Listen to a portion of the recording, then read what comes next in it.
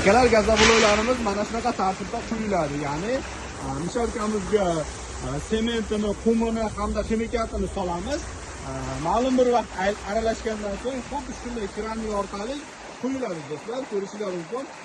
Gazobloylarimiz yarim holatda quyilgandan so'ng o'zi ishib ko'tarilib chiqadi. Ya'ni xuddi mana shunaqa holatda ishib chiqadi. Ya'ni tevadagi qatlamini kesib tashaladi.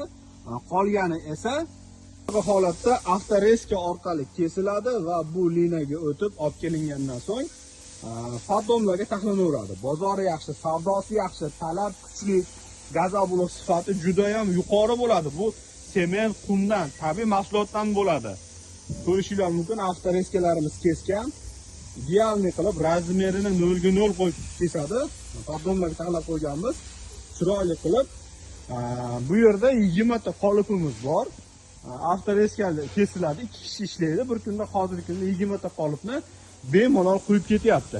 Sizlarga ham mana shunaqa gazoblo biznesi kerak bo'ladigan bo'lsa, do'stlar, mana seximiz 40 metrli naves ichida 20 dan ortiq ishchilar sizlarga gazoblo biznesini uskunalarini tayyorlash bilan ovora do'stlar. Bemalol bizlarga murojaat qilib zakaz qilishingiz mumkin. Mishalkalari har xil turlaridan bor, katta, kichik varianti ko'p.